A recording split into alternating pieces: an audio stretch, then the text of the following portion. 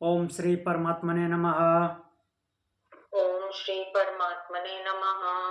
अथ वेदांत दर्शन अथ वेदांत दर्शन शांति पाठ। शांति पाठः।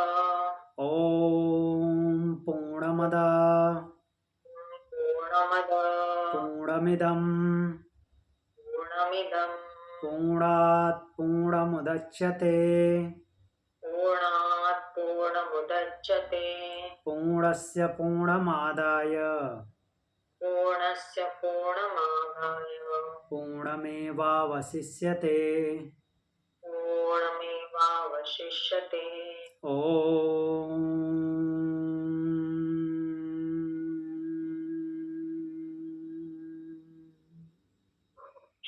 शांति शांति शांति।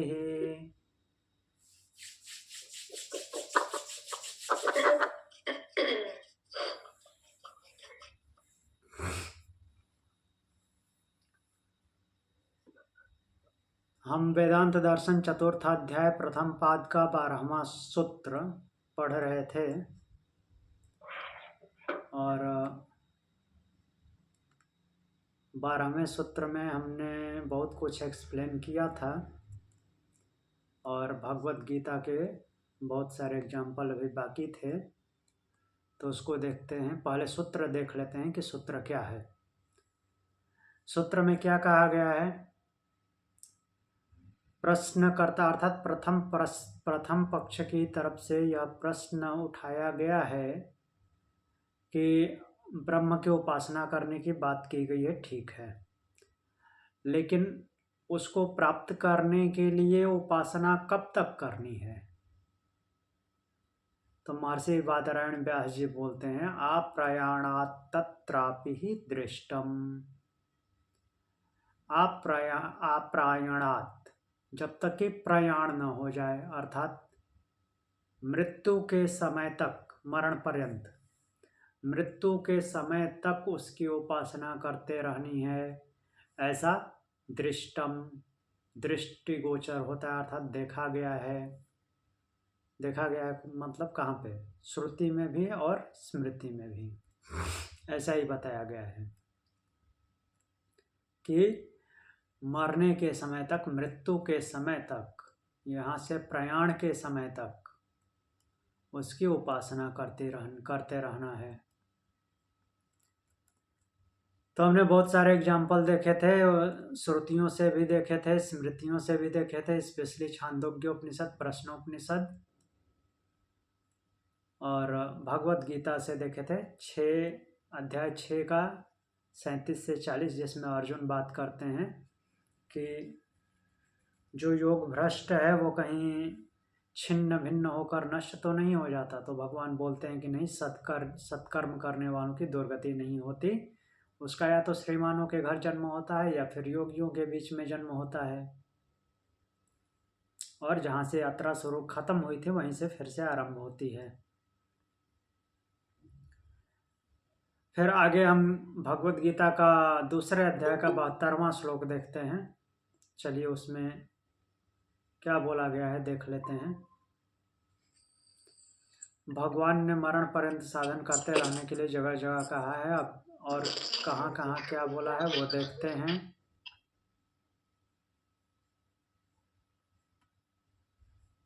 चैप्टर 2 72 नंबर श्लोक।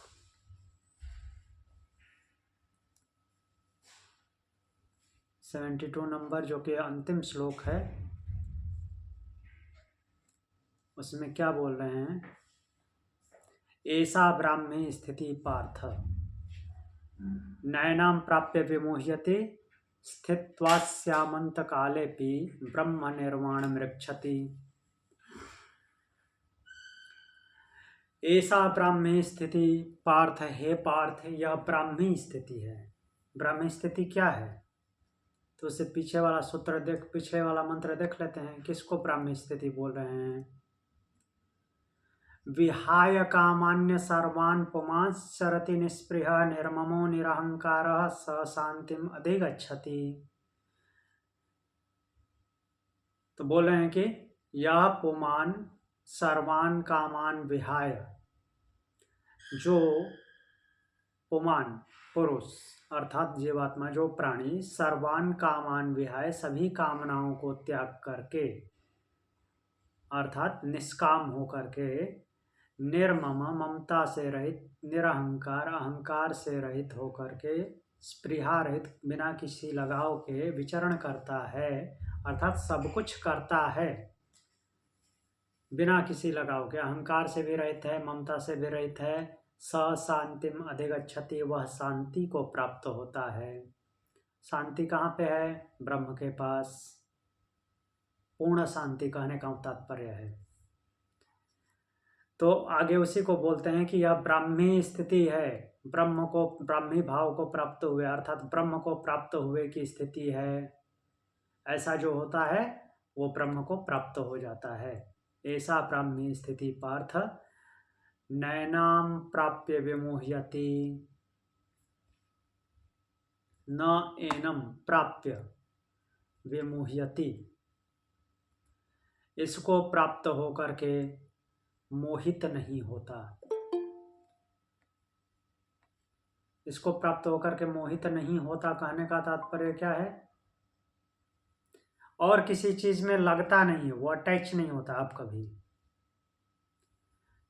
अंत काले अपि अस्याम स्थित्वा ब्रह्म निर्वाणम ऋक्षति, अंत काले अंत समय में भी अस्याम इस स्थिति में स्थित्वा स्थित होकर के ब्रह्म निर्वाणम ऋक्षति, ब्रह्म निर्वाण को अर्थात ब्रह्म की स्थिति को प्राप्त हो जाता है। तो पीछे बताए हैं कि ब्रह्म स्थिति क्या होती है, फिर ब्रह्म स्थिति का वर्णन कर रहे हैं, अर्थात वो ब्रह्म को प्राप्त हो जाता है। आगे और भी एग्जाम्पल हैं, देखते हैं।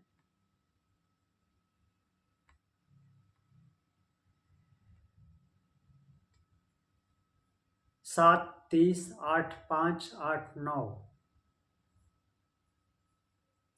8 का 5 से 13 देखेंगे और 7 का 30, 7वें अध्याय के 30वां श्लोक।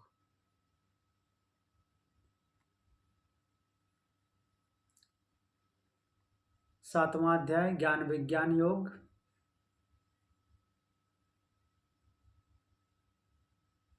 का 30वां श्लोक।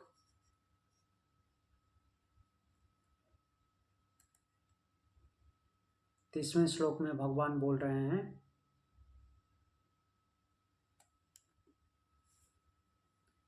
श्लोक ऐसे है, साधिभूताधिदैवं मां साधियज्ञं च ये विदुः प्रयाण कालेपि च मां ते विदुर्युक्त चेतसः। ये स अधिभूत अधिदैवं च स अधियज्ञं, जो अधिभूत अधिदैव तथा अधियज्ञ के साथ माम प्रयाण काले अपि विदुः, मुझे प्रयाण काल में अर्थात शरीर छोड़ते समय भी जानता है। मृत्यु पर्यंत की बात यहाँ हुई है, मरने के समय तक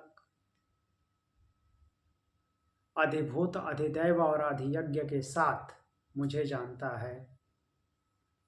यहाँ पे इसको ऐसे भी बोल सकते हैं, जागृत स्वप्न सुषुप्ति इन स्टेजेस के साथ, और अधिभूत अधिदैव अधियज्ञ इनको भी ऐसे अधिभूत किसे बोलते हैं?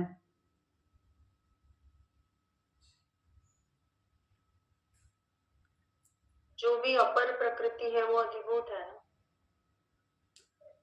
अधिभूत, हाँ, अपर प्रकृति भौतिक। अधिदैव जो तत्व है, जो 5 तत्व है, हाँ, उनसे उनकी वजह से जो कुछ भी घटित होता है, हाँ, वो अधिदैव है। और जैसे भाषाओं में जो देवताएं हैं, इंद्र देव, वरुण देव, हाँ, वो हाँ, जैसे तूफान आया, सुनामी आई, भूकंप आया, ये सब अधिदैव है। अधियज्ञ मीन्स स्वयं के द्वारा किए जाने वाले कार्य। तो इन सब के साथ भी अंतकाल में मुझको जानता है, अर्थात मेरा स्मरण बना रहता है। वे युक्त चेतसा, युक्त चित्त वाले, युक्त चित्त मतलब कुछ भी आपदा आ जाए मुझसे अलग नहीं होते, अर्थात मेरा ध्यान उनके चित्त से नहीं जाता। माम च विदो, वह मुझे जानते हैं या मुझे प्राप्त होते हैं। वो अधियज्ञ वो खुद है ना, वो ऐसा बताते हैं ना कि अधियज्ञ मैं हूँ सभी में। हाँ, अधियज्ञ मीन्स जितने भी कल्याणकारी कार्य हैं तो वो शरीर के माध्यम से वही करा रहे हैं। तो ये जीवात्मा जो कि उसका अंश है, तो उसके द्वारा जो कुछ भी होता है वो अधियज्ञ है।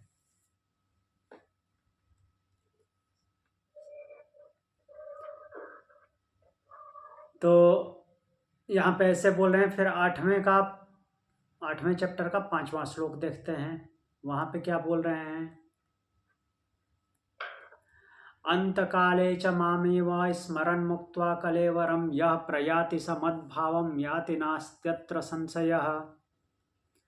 अंतकाले च मामेव स्मरन् मुक्त्वा कलेवरम, जो अंतकाल में मुझको ही स्मरण करता हुआ कलेवर से मुक्त हो जाता है। स्मरण मुक्त्वा कलेवरम, यह प्रयाति, जो प्रयाण करता है ऐसे, समद भावम याति, वह मेरे भाव से भावित होकर मुझे प्राप्त होता है। अत्र संशयम न अस्ति, इसमें कोई संशय नहीं है, कोई संदेह नहीं है कि वो मुझको प्राप्त नहीं होगा, मुझको ही प्राप्त होता है।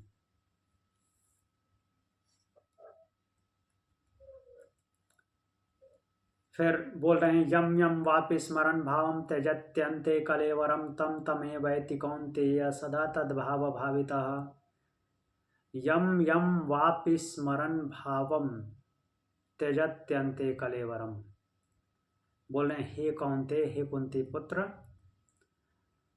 अंतकाल में यम यम वापि स्मरण भावम, जिस जिस भाव से भावित होकर या जिस जिस भाव को स्मरण करता हुआ इस कलेवर का त्याग करता है। कलेवर अर्थात वस्त्र। तो इस आत्मा का वस्त्र क्या है? शरीर। शरीर, नॉट ओनली स्थूल शरीर, सूक्ष्म शरीर, बट यहाँ पे दोनों तरह से त्याग होगा। अगर अभी कामनाओं में लिप्त है तो केवल स्थूल का त्याग होगा, अगर कामनाओं से मुक्त है तो सूक्ष्म का भी त्याग होगा। तो यहाँ पे अगर जिस जिस भाव से भावित होगा, अगर परमात्मा के भाव से भावित होगा तो सूक्ष्म का भी त्याग हो जाएगा। परमात्मा के भाव से भावित नहीं है तो केवल स्थूल का त्याग होगा। स्थूल का त्याग तो वैसे भी होना ही है, कोई रोक नहीं सकता। तो बोल रहे हैं कि जिस जिस भाव से भावित होकर के इस कलेवर का अर्थात इस शरीर का त्याग करता है, तम तमेवैति, मैं उसको वहीं वहीं पर डालता हूँ। मीन्स उसका अगला जन्म उसी के अनुसार होना है। क्यों? सदा तद्भाव भावित, हमेशा वह उसी भाव से भावित रहा है। जिस भाव से जीवन भर भावित रहा है, जो जो घटनाएं उसके जीवन में ज़्यादा होती रही हैं, वैसे वैसे ही भाव उसके मस्तिष्क में, उसके बुद्धि में आएंगे और उन्हीं भावों के साथ वो शरीर का त्याग करेगा और मैं उसको उनके परिणामों के हिसाब से, अर्थात उन भावों के हिसाब से उनका अगला जन्म देता हूँ। सर क्या ये 100% लागू होता है? हाँ, मतलब जैसे कि हम वो भरत इनका देखते हैं जो जिन्होंने जीवन भर मतलब ऐसे तपस्या की हाँ, हाँ, और इतने ब्रह्म के क्लोज थे, लेकिन मतलब उनका मैक्सिमम टाइम तो ज्ञान में बीत गया ना। हाँ जी, ज्ञान में जीवन उनका था, जी, लेकिन वो हिरण के साथ जो संग था वो थोड़े टाइम का था, हाँ, लेकिन वो थोड़े टाइम उनको नहीं ये करके हिरण के संग ने उनको अंत में प्रभावित किया। हाँ, तो आप तो आप ये बोल बात रहे हैं जैसे वहाँ पे सदा तद्भाव क्यों कैसे लागू हुआ? नहीं, नहीं, हुँ, मतलब मेरा प्रश्न ये है कि इट्स अबाउट टाइमिंग, बात टाइमिंग की है या हमारे हमारे इन्वॉल्वमेंट की है? हाँ, हमारे इन्वॉल्वमेंट की है। मीन्स सदा तद्भाव बोलने का क्या मतलब हुआ? भरत मुनि जो हिरण का बच्चा पाल रखे थे, तो उनका अंत समय में हमेशा उसी में भाव बना रहता था। परमात्मा से कई गुना ज़्यादा उसमें भाव, उसी के भाव से भावित रहते थे। तो इतने बड़े जीवन भर के टाइम पीरियड के सकारात्मक ज्ञानमय जीवन पर हुँ, मोह मतलब ऐसे हावी हो सकता है? हाँ, वही तो योग भ्रष्ट हो जाना है। लेकिन हम तो ऐसा कहते हैं ना, जनरली जब हम बात करते हैं तो हम कहते हैं कि सकारात्मकता का महत्व ज्यादा है, मतलब वो ज्यादा पावरफुल है, ऐसा हमारा कहना होता है जी, जनरली कि जो पॉजिटिविटी है वो हमेशा नेगेटिविटी को डोमिनेट करती है। हुँ, तो उनका अगर जीवन हम देखें तो उनके जीवन में मैक्सिमम टाइम तो उनका पॉजिटिव जो तपस्या है उसमें बीता है। हाँ, पॉज़िटिविटी है, वो हिरण का ध्यान भी कोई नेगेटिविटी नहीं है। नहीं, बात लेकिन वो हाँ, मोह हो गया ना उनको। एक हाँ, ज्ञानी व्यक्ति, मतलब मैं एकदम नेगेटिविटी की बात नहीं कर रही हूँ, लेकिन एक ज्ञानी व्यक्ति था जिसने मैक्सिमम टाइम अपने उसके दिमाग में ज्ञान की प्रैक्टिस की, फिर भी वो मोह के, मतलब मोह ने उतने डेटा को मतलब कैसे मैनिपुलेट कर दिया? हाँ, वो कर दिया है। उनको वो जो मोह हुआ, मोह ने तुरीय अवस्था से खींच के जागृत अवस्था में लेके आ गया। और जागृत अवस्था में इंद्रियां होती हैं, हाँ, तो उसके इन्फ्लुएंस में आ गए हैं। जी। तो इसलिए उनका जन्म वैसे हुआ, क्योंकि सर वो कौन से उपनिषद में वो एग्जाम्पल दिया है? आपको याद होगा, वो जैसे कि जैसे हम जागृत अवस्था में आते हैं तो जैसे सूर्य कैसे अपनी किरणें फैलाता है, हाँ, ऐसे तुरंत हम इंद्रियों में ऐसे ये हो जाते हैं, फैल जाते हैं। ऐसा हाँ, कुछ एग्जाम्पल है ना किसी उपनिषद में? हाँ, तो वो हाँ, वो एग्ज़ाम्पल है शायद बृहदारण्यक में, कन्फर्म नहीं हूँ। But okay. हाँ, ये एग्ज़ाम्पल वहाँ पे भी ले सकते हैं, मुंडक उपनिषद में जहाँ पे ओमकार का वर्णन है। मुंडक नहीं, मांडुक्य। हाँ, हाँ, हुँ, हाँ। तो वैसे वो भरत मुनि के साथ हुआ। हाँ।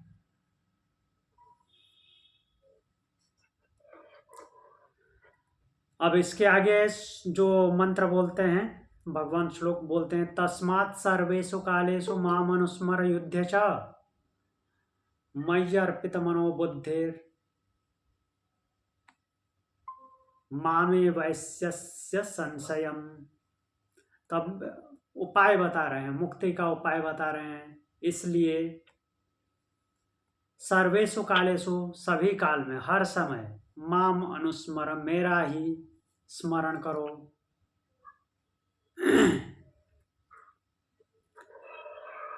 सभी काल में मेरा ही स्मरण करो, तो क्या और कोई काम नहीं करना है? करना है। काम करते हुए उसका स्मरण साथ में बनाए रखना है, अर्थात काम में भी उसको ही इन्वॉल्व कर देना है।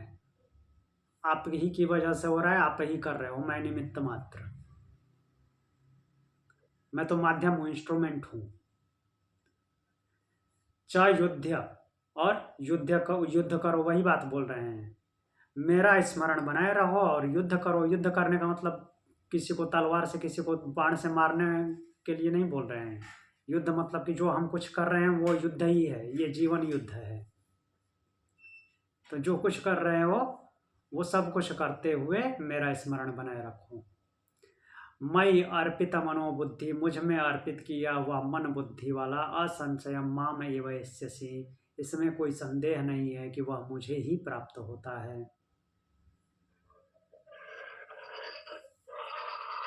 तो इस तरह से और भी इसमें कंटिन्यू बोलते गए हैं। आगे देख लेते हैं, 13वां श्लोक ही देखते हैं।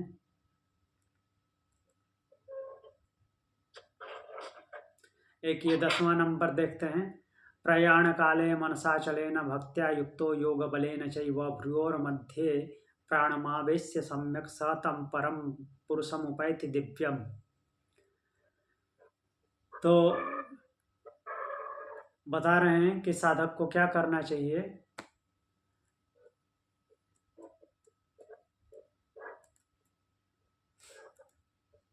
प्रयाण काले मनसा अचलेन भक्त्या युक्त योग बलेन च एव।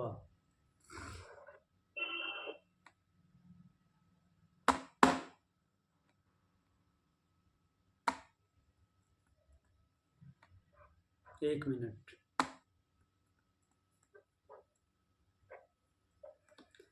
तो बोल रहे हैं कि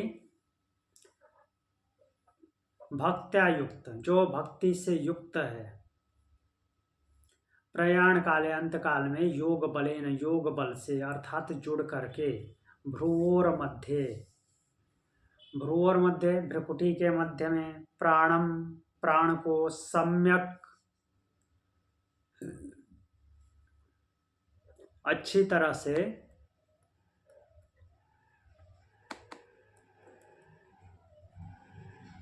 आवेश्य, आवेशित करके, स्थापित करके, च अचलेना, और अचल हुआ अर्थात कहीं और नहीं भटकना है इधर से उधर, मनसा मन से, ताम उस दिव्यम तम दिव्यम परमम पुरुषम एवं उपैति, मन से उसका ही स्मरण करता है अर्थात उसका ही ध्यान बनाए रखता है, तो वह उस दिव्य पुरुष को अर्थात परमात्मा को ही प्राप्त होता है।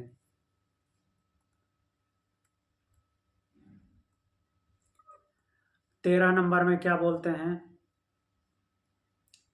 12 और 13 दोनों देख लेते हैं। सर्वद्वाराणि संयम्य मनो हृदय निरुध्य च मूर्धन्याधायात्मना प्राणम आस्थितो योग धारयन ओम इत्येकाक्षरं ब्रह्म व्यवहारान् मनुस्मरन् यः प्रयाति त्यजन्देहं स याति परमां गतिम। उपाय बता रहे हैं कैसे प्राण त्यागना, मतलब कि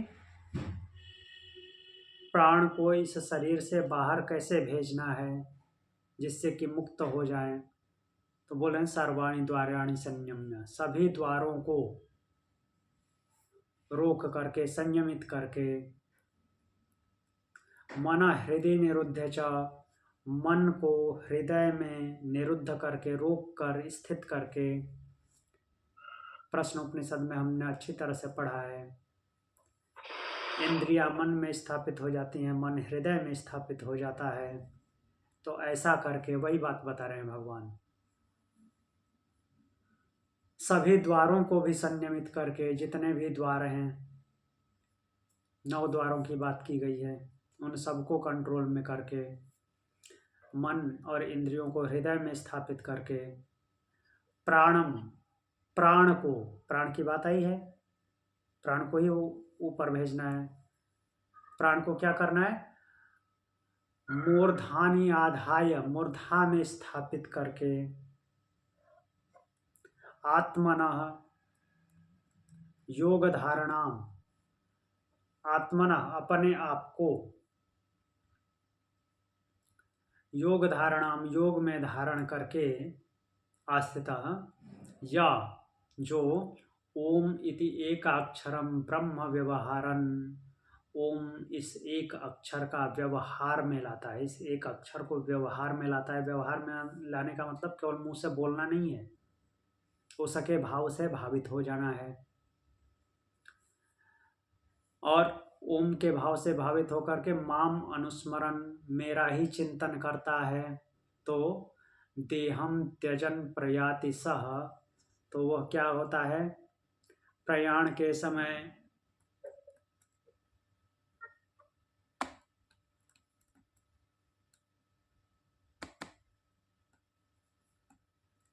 जो शरीर को ऐसे मीन्स अपने आप को इस तरह से करके मूर्धा में स्थापित करके, किसको, मन और इंद्रियों को हृदय में स्थापित करके, और ओम इस एक अक्षर से भावित होकर के ब्रह्म का स्मरण करता है तो वह क्या होता है, परमाम गतिम याति, परम गति को प्राप्त होता है। सर ये जो प्राण मुर्दा में स्थापित करने की बात की, वो उदान उदान प्राण की बात कर रहे हैं? हाँ जी, जो है हमने पढ़ा है इसको डिटेल हाँ में कि हृदय से निकलने वाली 101 नाड़ियाँ, हाँ, उनमें एक जो मूर्धा की तरफ जाती है, सुषुम्ना। हाँ सुषुम्ना, तो वही मूर्धा की तरफ जो जाती है वो हाँ, प्राण को मूर्धा में स्थापित करेगी। और वही हमको नींद में उससे मिलाता है ना? हाँ वही रोज प्रतिदिन अहर अह ब्रह्म के पास ले जाता है, रोज रोज। तो क्या हम ऐसे कह सकते हैं कि जब हम डीप स्लीप में होते हैं तब सुषुम्ना एक्टिवेट होती है हाँ, डीप और स्लिप, हमारे जागृत होते ही वो डीएक्टिवेट हो जाती है? हाँ जी।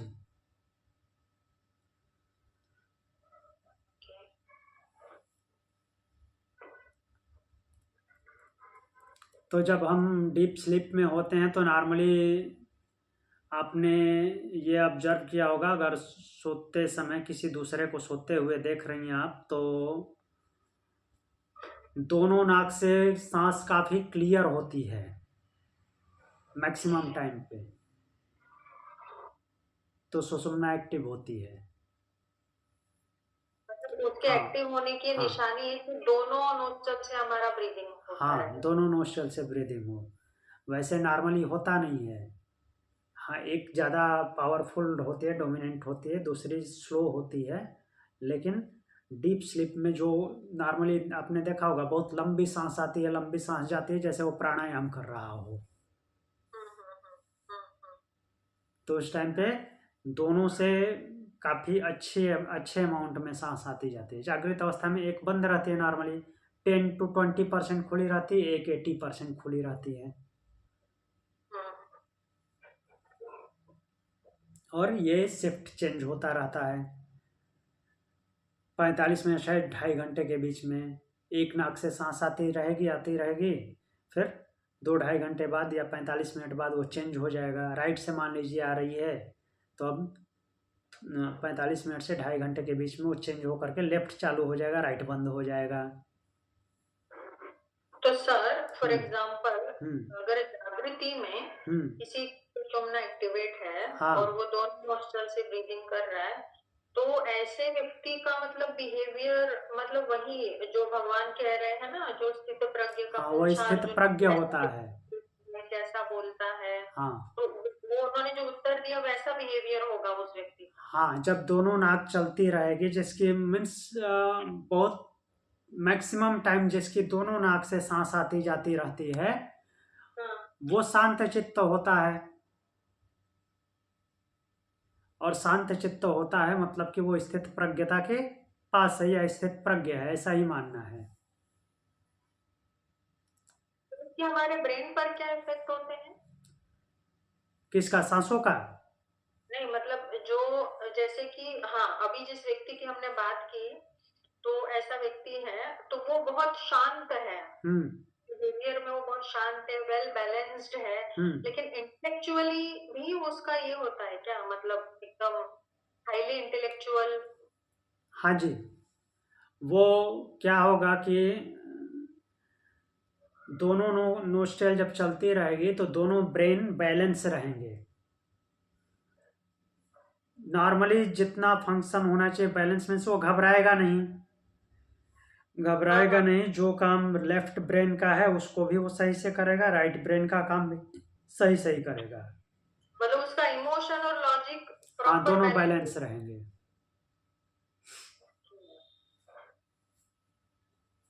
मतलब बहुत ऐसी एकदम अमेजिंग पर्सनालिटी ना, जैसे भगवान कृष्ण है। हाँ मीन्स उसका जो फेमिनाइन नेचर है और मस्कुलाइन नेचर है, दोनों हाँ, के दोनों बैलेंस रहेंगे। दोनों बिहेवियर ठीक तरीके से करेगा, किसी एक तरफ वो डोमिनेंट नहीं होगा, झुक के काम नहीं करेगा। हम्म, मतलब ओवर फेमिनाइन नहीं, ओवर मस्कुलाइन नहीं, हाँ बैलेंस। हाँ जी। मीन्स उसको ऐसे कोई ये पॉइंट आउट नहीं कर सकता कि लेडीज है इसलिए ऐसा किया, जेंट्स है इसलिए ऐसा कर रहा है। हाँ हाँ हाँ हाँ, हाँ। उसके ऊपर ये लेडीज और जेंट्स वाला वर्ड अप्लाई ही नहीं होगा, चाहे लेडीज हो या जेंट्स हो, वो बैलेंस वे में काम करेगा। या लेडीज हो तो वो बैलेंस वे में काम करेगा, क्योंकि लेडीज का भी वैसा ही होगा, मस्कुलाइन फेमिनाइन दोनों इक्वल होंगे, जेंट्स में भी अगर ऐसा है तो वो इक्वल होगा, दोनों ब्रेन तन बैलेंस। में जो 3 गुण हैं, सतो, रजो, तमो, हाँ, वो कैसे उस पर ये करेंगे, कार्य करेंगे?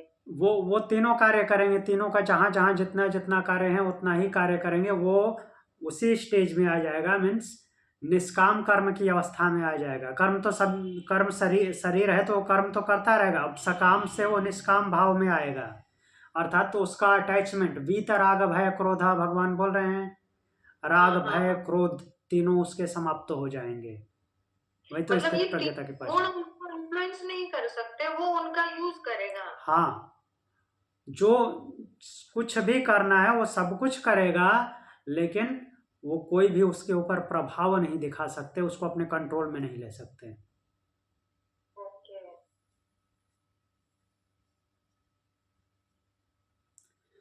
तो अब चलते हैं अपने मंत्र पे, सूत्र पे।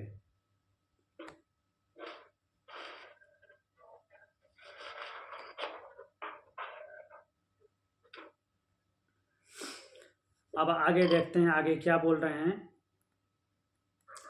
यहाँ तक उपासना विषयक वर्णन की समाप्ति करके अब परमात्मा की प्राप्ति के लिए किए जाने वाले साधनों के फल के संबंध में विचार आरंभ किया जाता है।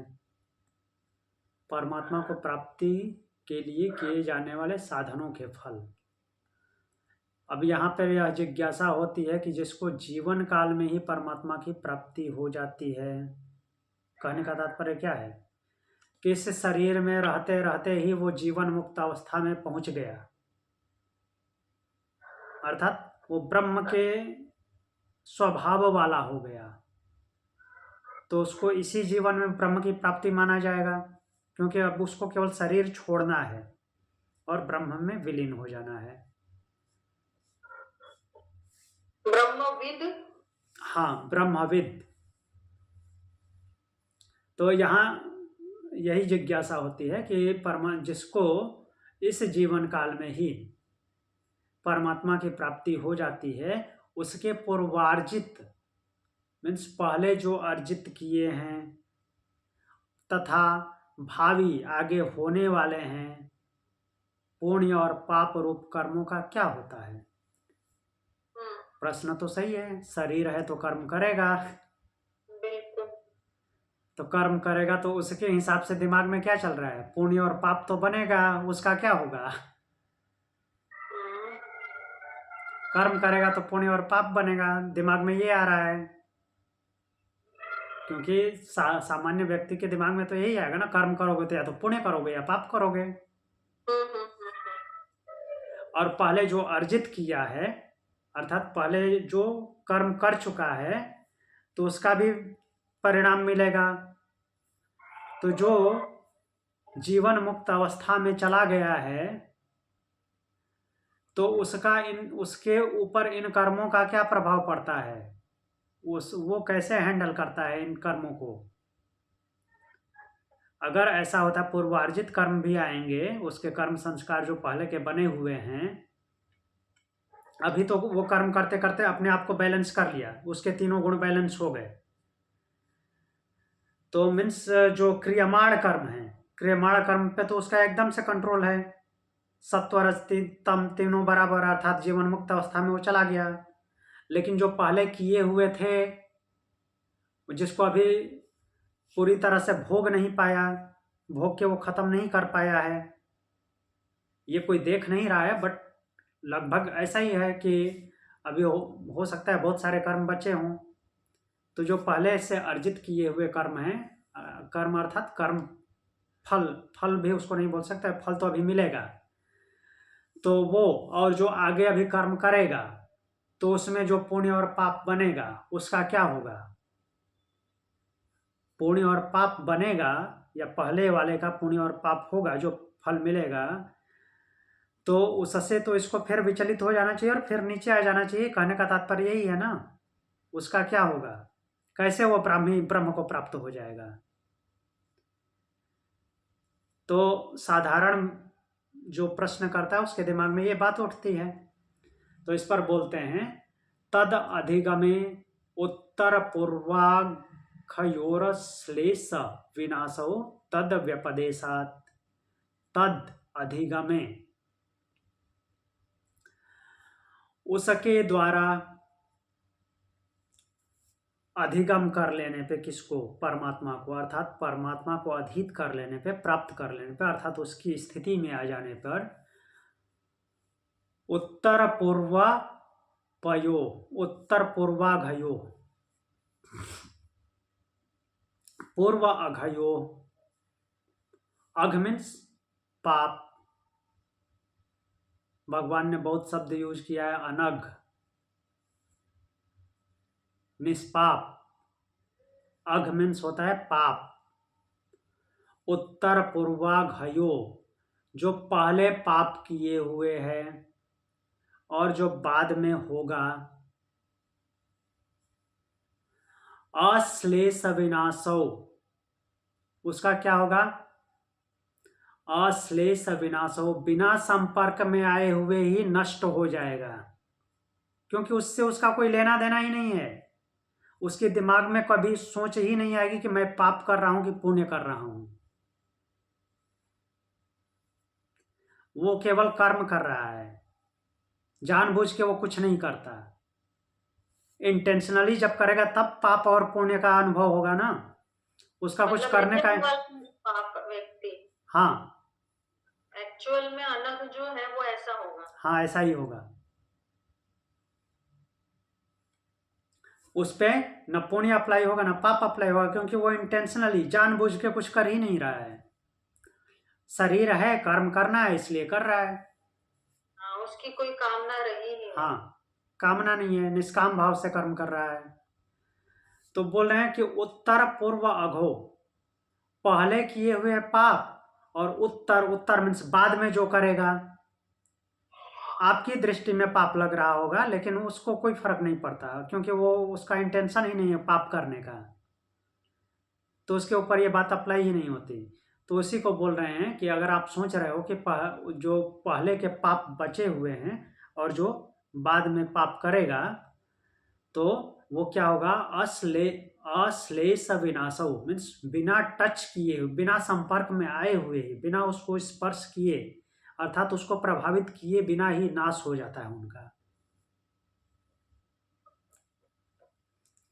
तद व्यपदेशात, ऐसा ही उपदेश किया गया है। कहाँ उपदेश किया जाएगा, श्रुति में, उपनिषद में।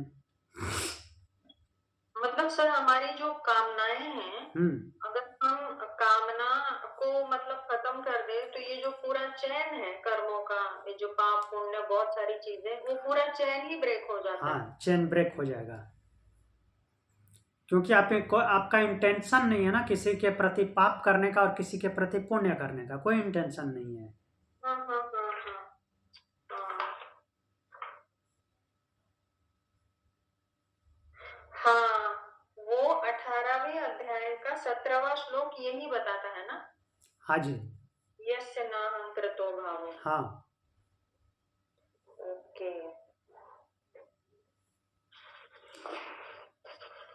तो और वो 70 साल का व्यक्ति उनको अलग दिखता है। हाँ अच्छा, अबाउट व्यक्ति तो होगा ही ना, वो युद्ध कर रहा था तभी। हाँ,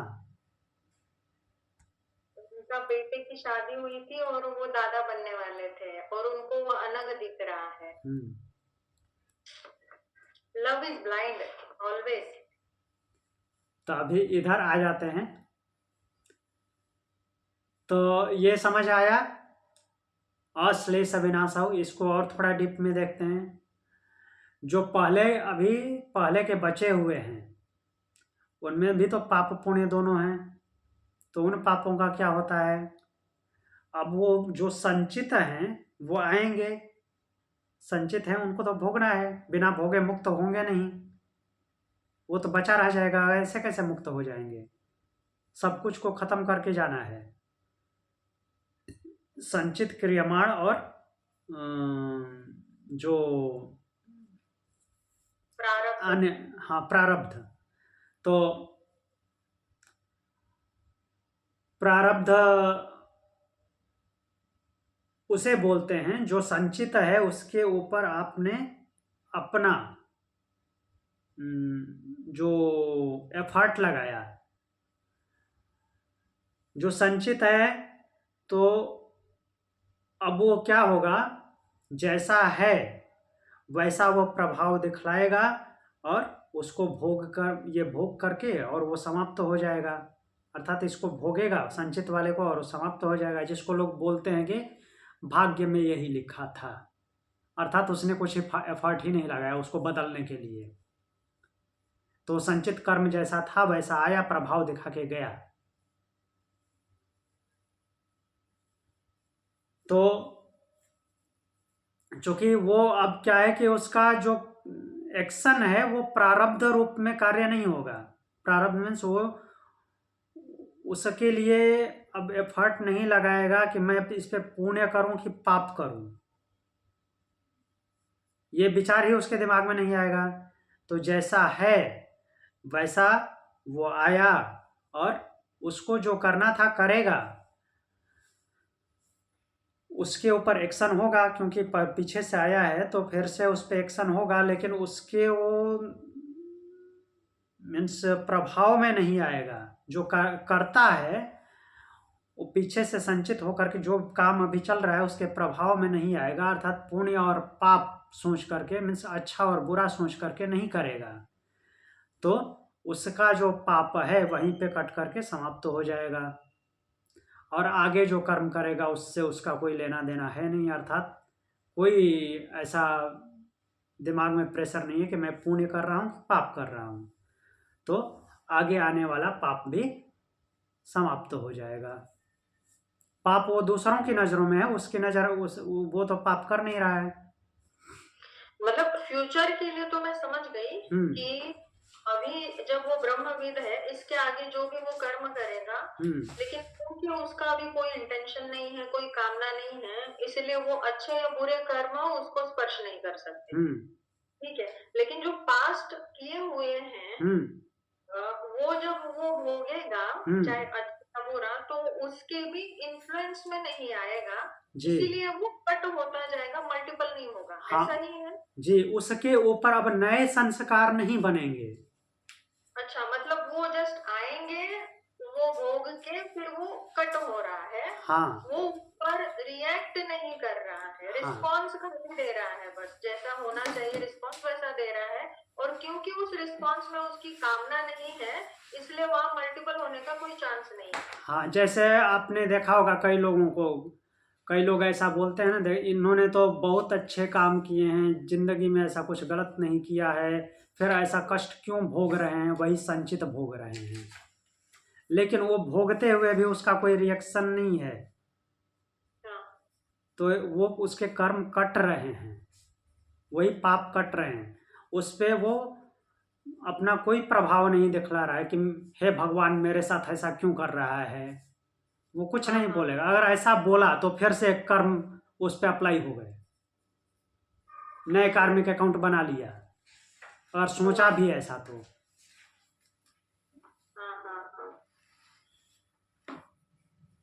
तो वो सोच उसको नहीं चलती। तो उसी को बोल रहे हैं कि तद अधिगमे, जब उसका अधिगम कर लेता है, उसके जैसा हो जाता है, तो उत्तर पूर्वाघयो, पहले किए हुए अघ अर्थात पाप, और जो उत्तर बाद में होने वाले पाप हैं, वे सब के सब अश्लेष विनाशो, बिना स्पर्श किए ही उनका नाश हो जाता है, ऐसा उपदेश किया गया है। तो मतलब ये टोटली सारा हमारी फीलिंग्स पे डिपेंड है, ऐसा हम समझे। तो इसलिए भगवान बार बार अंतरात्मा को शुद्ध करने की बात करते हैं जी। जैसा हम फील करेंगे हमारे जीवन के साथ, वैसा ही हम कर रहे हैं एक तरह से, डायरेक्टली इनडायरेक्टली, कॉन्शियसली या अनकॉन्शियसली। हाँ, क्योंकि मैक्सिमम चीज है सबका, सारे कार्य जो एक्शन में आते हैं, जो स्थूल रूप में परिणाम होते हैं, वो सब कुछ पहले सूक्ष्मवत होते हैं।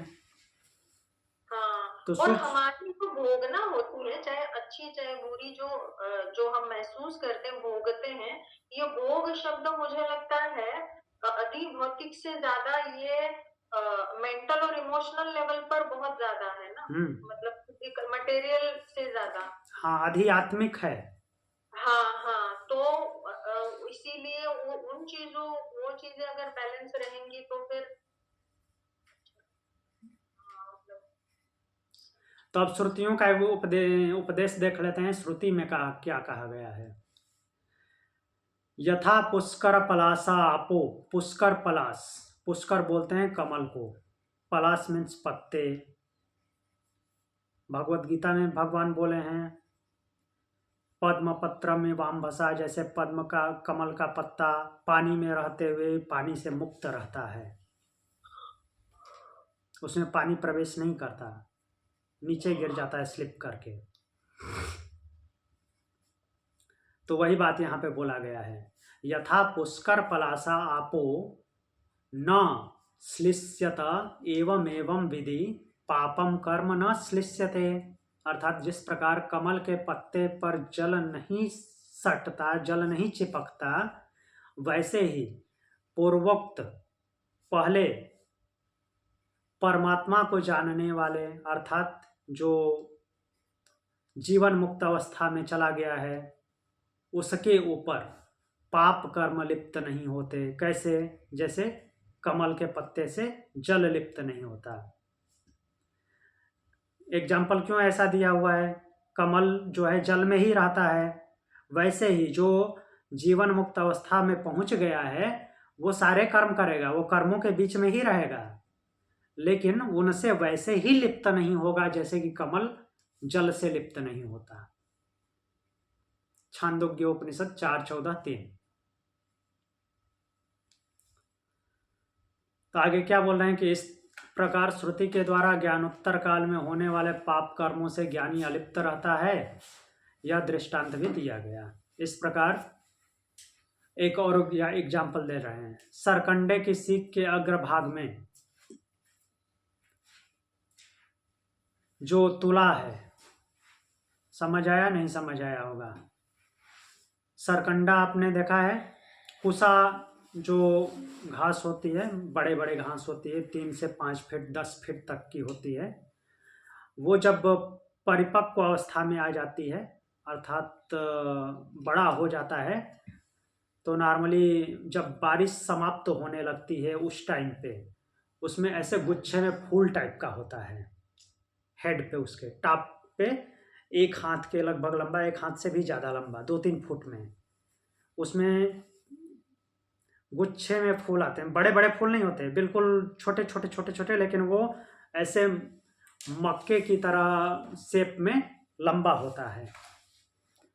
तो उसको हिलाते ही वो गिर जाते हैं, बहुत दूर तक उड़ के जाते हैं, बहुत हल्के होते हैं, और चूंकि इतने हल्के होते हैं तो आग का थोड़ा सा भी स्पर्श हुआ तो तुरंत जल के भस्म हो जाते हैं। तो इसलिए उसका एग्जाम्पल दिया है।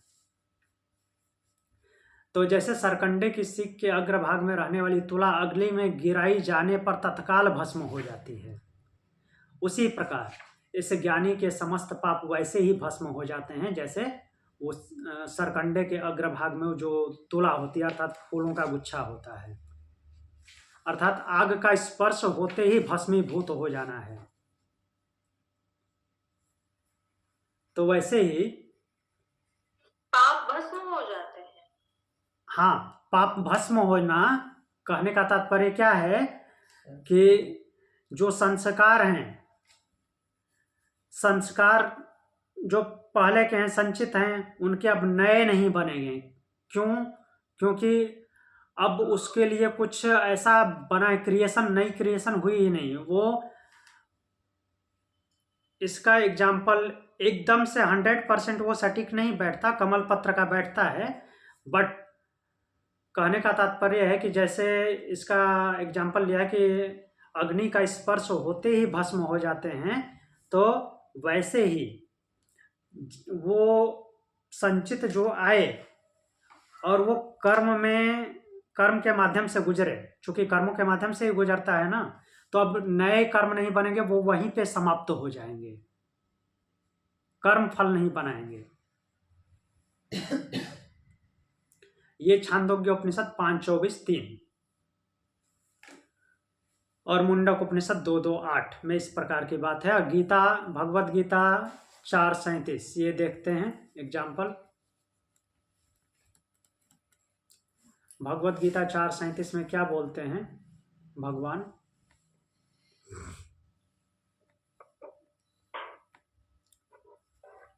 चौथे अध्याय का 37वां नंबर श्लोक।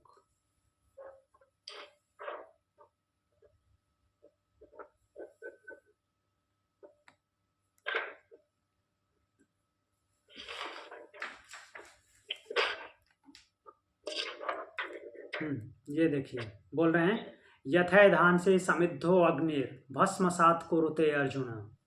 सेम एग्जाम्पल वैसा ही दिए हैं। ज्ञानाग्नि सर्वकर्माणि भस्मसात कुरुते तथा।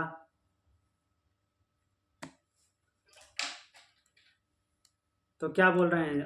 अर्जुन से बोल रहे हैं कि यथा समिद्ध अग्नि एधांसी भस्मसात कुरुते, जैसे जलती हुई आग क्या करती है, उसमें डाली जाने वाली समिधा अर्थात यज्ञ की अग्नि जो लकड़ी होती है उसको भस्म कर देती है और कुछ नहीं बचता।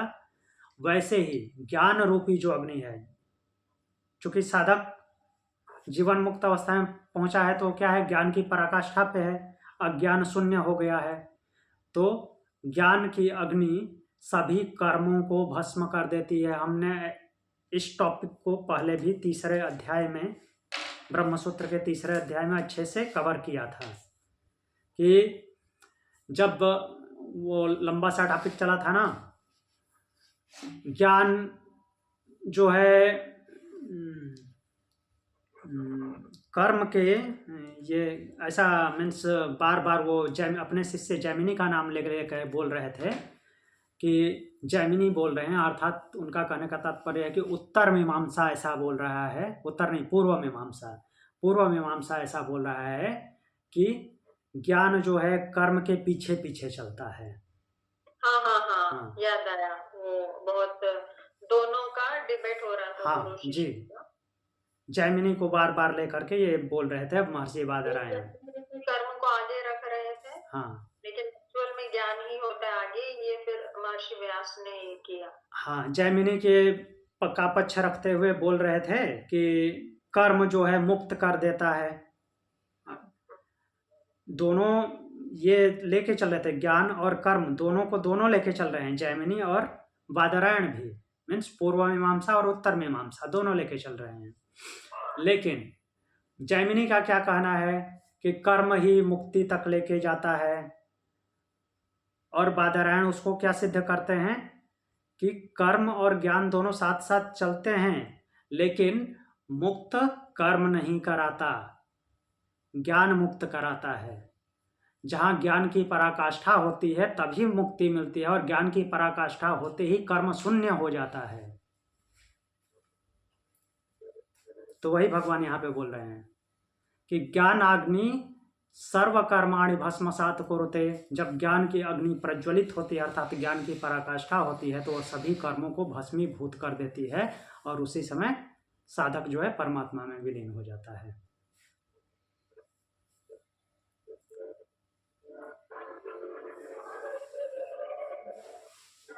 तो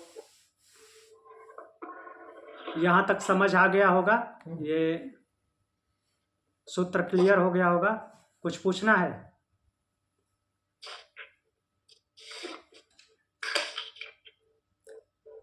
एनी क्वेश्चन?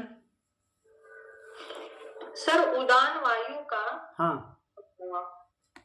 बॉडी के बैलेंस से हाँ, क्या कनेक्शन है? उदान वायु का बॉडी के बैलेंस से?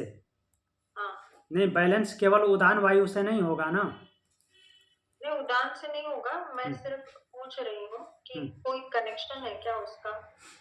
अकेले का केवल बैलेंस से कनेक्शन नहीं है, बैलेंस तो पांचों वायु मिलके करते हैं। हम्म, मतलब नहीं, वो वाला बैलेंस नहीं, हम्म, पूरे बॉडी के सिस्टम का बैलेंस नहीं। हम्म, जैसे हम खड़े हैं किसी आसन में, चाहे हम्म, ताड़ासन है, चाहे वृक्षासन है, हम्म। तो कई बार देखो ना, बॉडी हाँ, बैलेंस अच्छा, वो नहीं है, बैलेंस की बात कर रही हैं। उस वो, बैलेंस की बात हाँ, कर रहे वो हैं। क्या करता है, उदान वायु क्या कराता है, ऊर्ध्वगमन कराता है। हाँ, पूरे प्राण को, हाँ, पूरे प्राण को ऊर्ध्वगमन कराएगा। और इस हाँ, शरीर में क्या है, पंच वायु विद्यमान है। हाँ, पंच वायु से ही पूरा शरीर कंट्रोल है। तो हाँ, उदान वायु क्या कराता है, लेविटेट कराता है, बॉडी को हल्का बना देता है। ओके, हल्का बना देता है, तो इसलिए वो ग्रेविटी का ज़्यादा इफेक्ट नहीं आता, तो बॉडी बैलेंस हो जाती है। ओके, ठीक है। हम्म, अब ये चीज, अब जैसे कि फॉर एग्जांपल कुछ ऐसी चीजें होती है जो स्टिमुलेट करती है, हम जैसे चाय पीते हैं तो हम्म, काफी हम फ्रेश फील करते हैं थोड़े टाइम के लिए, हम्म, हम्म, वो स्टिमुलेशन थोड़ा, जैसे कॉफी या ब्लैक कॉफी ऐसी कोई चीज हम्म, है।